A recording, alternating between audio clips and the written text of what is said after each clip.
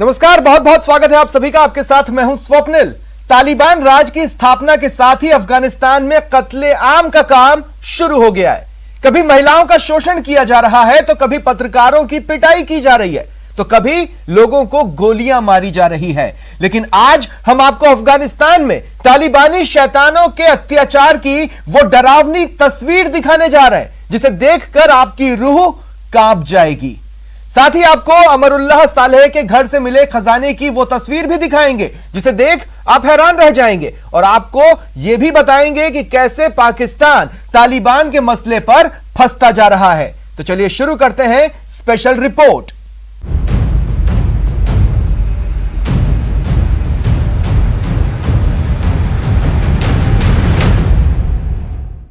अफगानिस्तान से रोजाना ऐसी तस्वीरें सामने आ रही हैं जो डराती हैं और तालिबान की हैवानियत को जग जाहिर करती है। यहां से फिर एक डराने वाली तस्वीर सामने आई है, जिसमें एक जिंदा इंसान को पकड़कर पहले पीटा, फिर उसके बाद बीच सड़क पर उसका सिर कलम करने की तस्वीरें हैं। देखिए तालिबान के सिर कलम जिहाद की खौफनाक कहानी।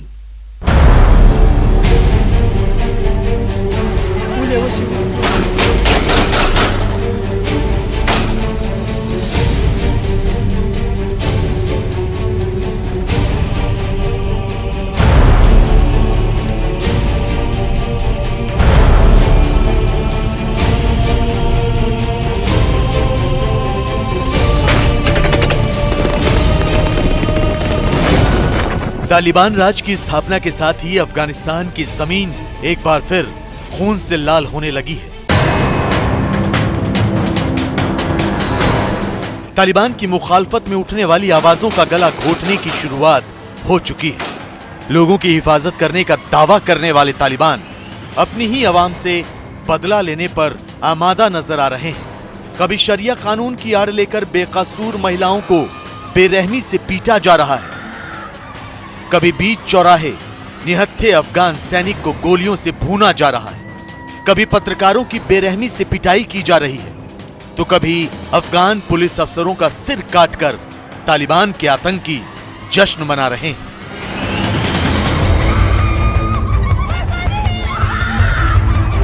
न्यूज 18 ने काबुल में महिलाओं के प्रदर्शन को कवर करने वाले अफगान पत्रकार तकी दरियाबी से बातचीत की, जिन्होंने बताया कि किस तरह तालिबान ने उन्हें और उनके साथियों को हिरासत में लेकर यातनाएं दी, किस तरह उन्हें और उनके साथियों की बेरहमी से पिटाई की गई। By whatever they have in their hand, by cable, by wood, by I don't know, some other things that they have in their hand. They beat me about 10 minutes. जिस देश का गृह मंत्री सिराजुद्दीन हक्कानी जैसा मोस्ट वांटेड आतंकी हो, जिस देश के गृह मंत्री पर 36 करोड़ रुपए का इनाम हो, जिस देश का गृह मंत्री निर्दोष लोगों की हत्या का आरोपी हो, वो दुनिया की आंखों में धूल झोंकने के लिए अपने मातहतों के साथ मीटिंग तो कर सकता है, वो कानून व्यवस्था सुधारने के वादे तो कर सकता है, वो अफगान जनता से अन्याय ना होने देने के झूठे दावे तो कर सकता है, लेकिन उसकी देखरेख में मौत का खेल खेला जाना लाजमी है। ये तस्वीरें उसी मौत के खेल की तस्दीक करती हैं। तो इन तस्वीरों से तालिबान का क्रूर चेहरा एक बार फिर बेनकाब हो जाता है। इन तस्वीरों में तालिबान के 5 आतंकी नजर आ रहे हैं। कुछ आतंकियों के कंधे पर बंदूक टंगी है, जबकि एक आतंकी के हाथ में खून से सने हुए 2 चाकू हैं। बताया जा रहा है कि इन आतंकियों ने एक अफगान सैनिक का सिर कलम कर दिया। अफगान सैनिक के कटे हुए सिर के साथ इन दरिंदों ने जश्न मनाया। मरने वाले शख्स ने डार्क ग्रीन यूनिफॉर्म पहनी हुई थी, इसीलिए अंदाजा लगाया जा रहा है कि वो अफगान सैनिक था। अमेरिकी न्यूज वेबसाइट वॉशिंगटन एग्जामिनर ने इस घटना से जुड़ा 30 सेकंड का एक वीडियो भी अपलोड किया है, लेकिन ये वीडियो इतना विभत्स है कि हम आपको दिखा नहीं सकते।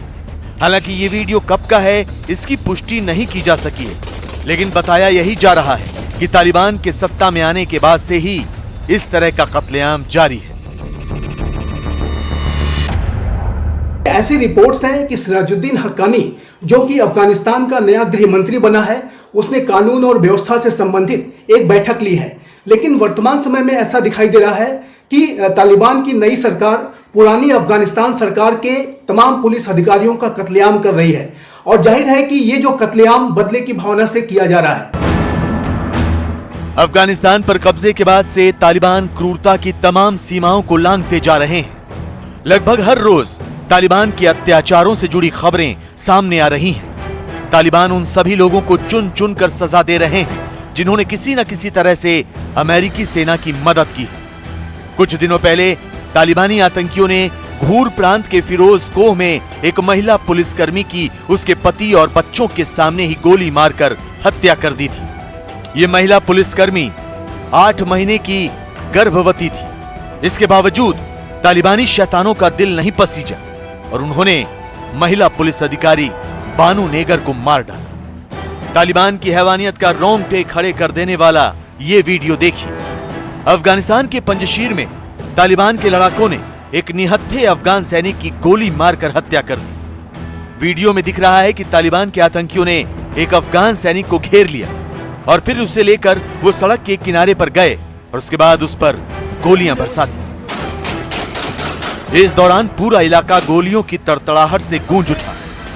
इसके बाद तालिबान की आतंकी गाड़ियों में बैठकर वहां से चले गए। बताया जा रहा है कि पंजशीर के जिन इलाकों में तालिबान ने कब्जा कर लिया है वहां वो तलाशी अभियान चला रहे हैं और एनआरएफ से जुड़ा जो भी सैनिक उन्हें मिल रहा है वो उसे मौत के घाट उतार रहे हैं।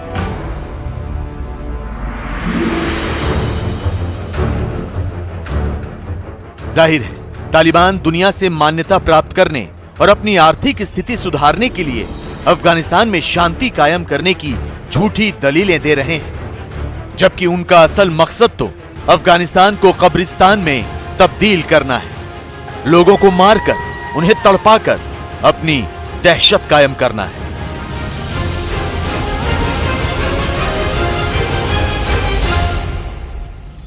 तालिबानी आतंकियों की दहशत बढ़ती जा रही है। वहां से आई एक और तस्वीर को देखकर महिलाओं की रूह कांप जाएगी।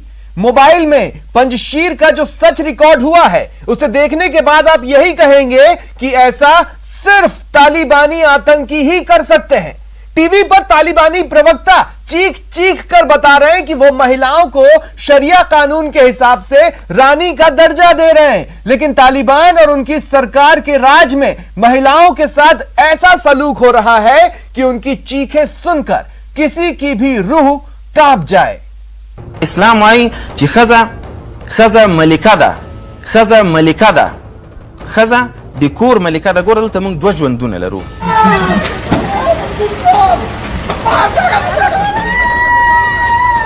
ये तस्वीरें तालिबानी बर्बरता की गवाह है। ये तस्वीरें तस्दीक करती हैं कि कैसे तालिबानी शासन की छत्रछाया में महिलाओं के साथ बर्बरता की हदों को पार किया जाता है। इस वीडियो में 2 लोग किसी पर कोड़े बरसाते हुए नजर आ रहे हैं और महिला के चीखने की आवाज दूर दूर तक सुनाई दे रही है।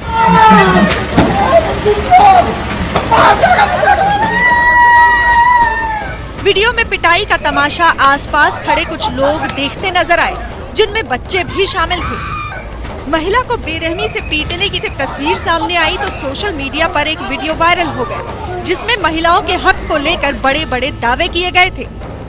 अफगानिस्तान के एक न्यूज चैनल तुलु न्यूज पर डिबेट के दौरान एक तालिबान समर्थक शरिया कानून को समझाता नजर आया। उसने दावा किया कि इस्लाम और शरिया कानून में महिलाओं का दर्जा किसी रानी यानी मलिका के बराबर है, लेकिन मलिका ऐसी जो सिर्फ घर में कैद रहे। इस्लाम आई چې خزه ملکه ده خزه د کور ملکه ده. ګوره دلته موږ 2 ژوندونه لرو.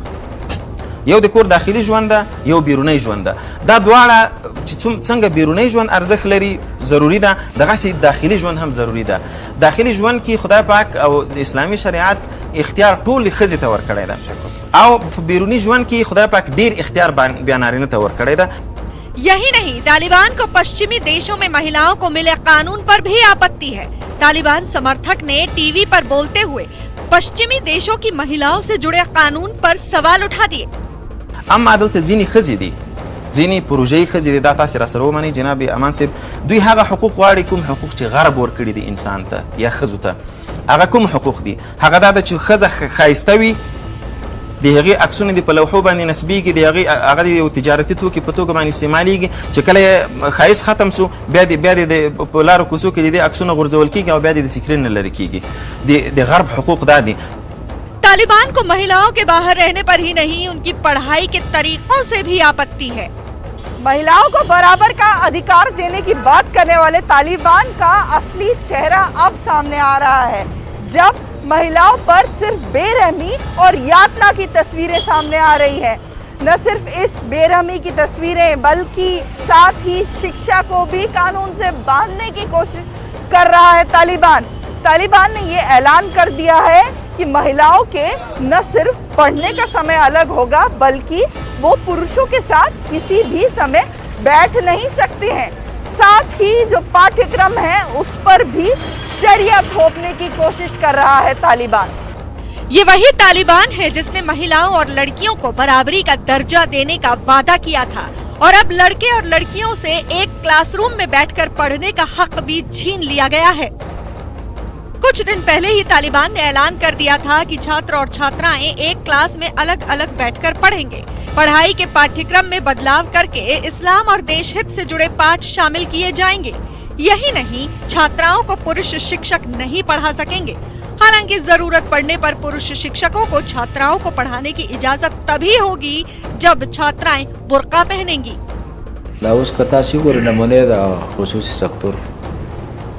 هغوی چې کومه طرحه وړاندې کړې وه عملا نن په هغې باندې کار روان دی، نو هېڅ اثر نه دی په غورځېدلی. تاسې په کابل کې یا په ولایاتو کې د خصوصي پوهنتونونو د حال پوښتنه کولی شئ. महिलाओं पर तालिबान के जुल्म 20 साल पहले भी ऐसे ही थे, लेकिन इस बार तालिबान ने अफगानिस्तान पर कब्जे के बाद महिलाओं के लिए नरमी बरतने के वादे किए थे, लेकिन तालिबानी वादों की हकीकत इन भयावह तस्वीरों के रूप में सामने आ रही है। एक तरफ जहां तालिबान आतंकियों की करतूतों के वीडियो वायरल हो रहे हैं, वहीं कुछ ऐसे वीडियो भी सामने आ रहे हैं जिन्हें देखकर हैरानी होती है। इस वीडियो में लाखों डॉलर के साथ साथ सोने की ईंटें नजर आ रही हैं और दावा किया जा रहा है कि यह खजाना अमरुल्लाह सालेह के घर से मिला है। ये वीडियो तालिबान की तरफ से जारी किया गया है और इसके साथ जो दावा किया गया उसने दुनिया भर को पूरी तरह चौंका दिया।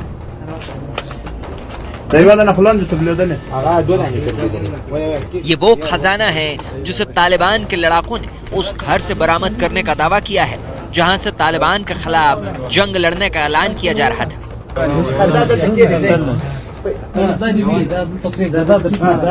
अमेरिकी डॉलर से भरे सूटकेस और सोने की छोटी छोटी सिल्लियों को गिनते तालिबान के लड़ाके असल में अफगानिस्तान के पूर्व उपराष्ट्रपति और कार्यवाहक राष्ट्रपति अमरुल्लाह सालेह के घर में। तालिबान का दावा है कि अमरुल्लाह सालेह के घर की तलाशी के दौरान 6.5 मिलियन डॉलर यानी 48 करोड़ रुपए मिले हैं। तालिबान ने इस तलाशी का एक वीडियो जारी किया है जिसमें अमेरिकी डॉलर से भरा सूटकेस और सोने की ईंटों को गिनते हुए तालिबानी दिखाई दे रहे हैं। तालिबान के इस दावे को अगर सच मान लिया जाए तो उस खजाने का ये मामूली सा हिस्सा है जिसमें अमरुल्लाह सालेह के पास मौजूद होने का दावा किया जा रहा है। अफगानिस्तान में विद्रोहियों के गढ़ पंजशीर घाटी के एक बड़े इलाके पर कब्जा करने के बाद तालिबान ने उस घर को भी अपनी जद में ले लिया जिसे अमरुल्लाह सालेह का घर बताया जा रहा था। घर की तलाशी के दौरान तालिबान के लड़ाकों को सालेह के घर से सोने की छोटी छोटी प्लास्टिक की ईंटें भी मिली हैं।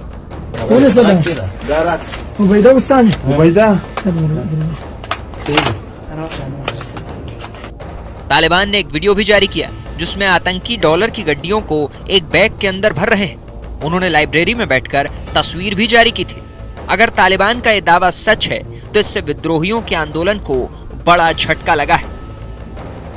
पंजशीर में तालिबानी कब्जे के बाद से ही अमरुल्लाह सालेह और अहमद मसूद सुरक्षित स्थान पर चले गए हैं। पंजशीर घाटी में अभी भी लड़ाई जारी है। खबर यही है कि तालिबान के लड़ाकों ने पंजशीर की लड़ाई में अमरुल्लाह सालेह के भाई रोहुल्लाह अजीजी को भी मार डाला है। इतना ही नहीं, तालिबान लड़ाके रोहुल्लाह के शव को दफनाने तक नहीं दे रहे थे। रोहुल्लाह पिछले कई दिनों से पंजशीर में तालिबान से मुकाबला कर रहे थे। वो नेशनल रेजिस्टेंस फोर्स के एक यूनिट के कमांडर भी थे। तालिबान का तो यही दावा है कि उनके लड़ाकों ने पंजशीर पर पूरी तरह से कब्जा कर लिया है। अलबत्ता एनआरएफ की तरफ से भी यही दावा किया जा रहा है कि तालिबान के खिलाफ पंजशीर घाटी के अलग अलग मोर्चों पर जंग जारी है और तालिबान का उनके इलाके पर कब्जा करने का दावा सरासर झूठा है। तालिबान की तरफ से दावा किया जा रहा है कि उनके लड़ाके अमरुल्लाह सालेह की उस लाइब्रेरी तक पहुंच चुके हैं जहां अमरुल्लाह सालेह बैठे हुए थे।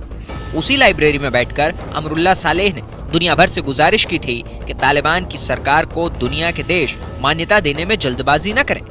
तालिबान की तरफ से यह भी दावा किया गया कि इसी लाइब्रेरी में अमरुल्लाह सालेह के साथ पंजशीर में विद्रोहियों की कमान संभालने वाले अहमद मसूद और उनके सबसे खासम खास मार्शल दोस्तम ने इस जंग की सारी रणनीति तैयार की थी। इस सिलसिले में कुछ रोज पहले ही अमरुल्लाह सालेह की तरफ से एक वीडियो भी जारी किया गया था जिसमें उन्होंने खुद को अफगानिस्तान का कार्यवाहक राष्ट्रपति होने का ऐलान तो किया ही था, साथ ही पंजशीर से अपनी लड़ाई जारी रखने की घोषणा भी की थी।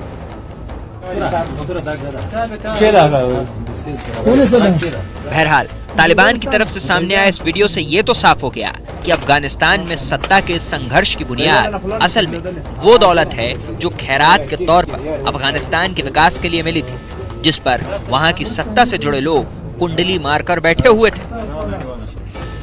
अलकायदा चीफ अल जवाहिरी के जिंदा होने की खबर सामने आ रही है। 9/11 की बरसी पर अलकायदा ने 7 मिनट का एक वीडियो जारी किया जिसमें अल जवाहिरी 9/11 के आतंकी हमले और अलकायदा के भविष्य के बारे में बात करता दिखा और इस वीडियो का टाइटल है यरूशलेम का यहूदीकरण नहीं होगा। Al Qaeda chief Ayman al Zawahiri का वीडियो सामने आने के बाद दुनिया भर में हड़कंप मच गया है। अल जवाहिरी का वीडियो सामने आने के बाद एक बार फिर ये सवाल उठने लगे हैं कि क्या वाकई अल जवाहिरी अभी भी जिंदा है या फिर ये अलकायदा का कोई नया प्रोपेगेंडा है।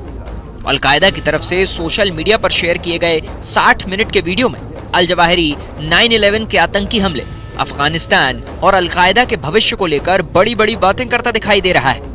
खास बात यह कि अलकायदा ने अल जवाहिरी के इस वीडियो को ठीक उस दिन सोशल मीडिया पर शेयर किया है जिस दिन 9/11 के आतंकी हमले की 20वीं बरसी थी। दरअसल ओसामा बिन लादेन की मौत के बाद अल जवाहिरी को ही अलकायदा का प्रमुख बनाया गया था। जवाहिरी की बीमारी से मौत की खबरें भी नवंबर 2020 में सामने आई थी, जिसके बाद जवाहिरी का न कोई वीडियो सामने आया न उससे जुड़ी कोई जानकारी।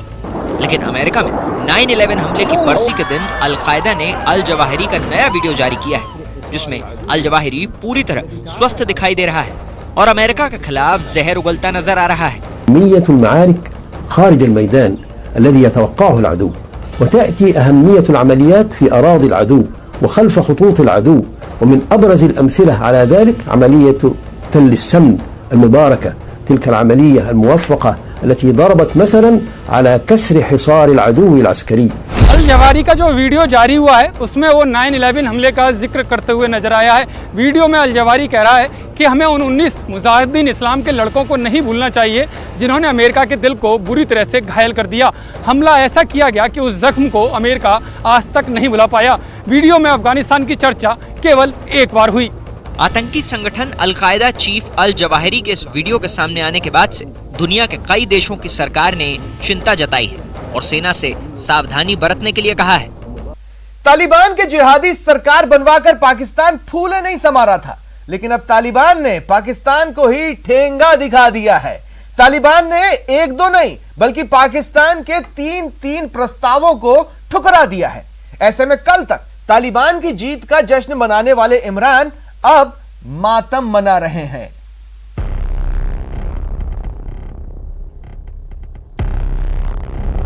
अगर अल्लाह ने पाकिस्तान पे करम किया है बनिस्बत बाकी दुनिया के, तो हमें उसका शुक्र अदा करना चाहिए।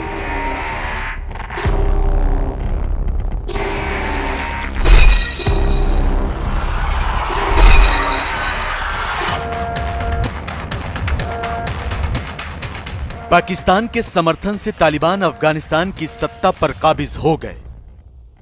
पाकिस्तान हक्कानी नेटवर्क को तालिबान सरकार में अहम भागीदारी दिलाने में कामयाब हो गया। पाकिस्तान की खुफिया एजेंसी ISI के चीफ फैज हमीद अपने काबुल दौरे को खत्म कर इस्लामाबाद भी लौट गए। लेकिन सरकार बनते ही तालिबान पाकिस्तान से मुंह मोड़ते नजर आ रहे हैं। अंतरिम सरकार में पाकिस्तान की भूमिका से तालिबान का कंदहार गुट नाराज नजर आ रहा है। यकीन नहीं आता तो तालिबान के उप रक्षा मंत्री मुल्ला फजल का ये ऑडियो सुनिए। دغه کابینه دغه رقم نه و د اساس تشکیل ورجوړ کی او دغه موضوع د دلیه پټه پاتې مخدلیه په کابل کې خبريږي। अफगानिस्तान के उप रक्षा मंत्री मुल्ला फजल ने इस ऑडियो में बताया है कि आईएसआई के चीफ फैज हमीद ने तालिबान के लिए बड़ी समस्या पैदा कर दी है। मुल्ला फजल की माने तो आईएसआई ने तालिबान को एक समावेशी सरकार बनाने से रोक दिया। खास बात यह कि इस ऑडियो में काबुल की राष्ट्रपति भवन में फैज हमीद के बॉडीगार्ड और तालिबानी आतंकियों के बीच हुई झड़प का भी जिक्र है। इस ऑडियो का लब्बुलुआब ये है कि तालिबान आईएसआई चीफ फैज हमीद की सरकार गठन में निभाई गई भूमिका से नाराज हैं। अंतरिम सरकार के गठन पर पाकिस्तान और तालिबान के मतभेद भी सामने आ रहे हैं।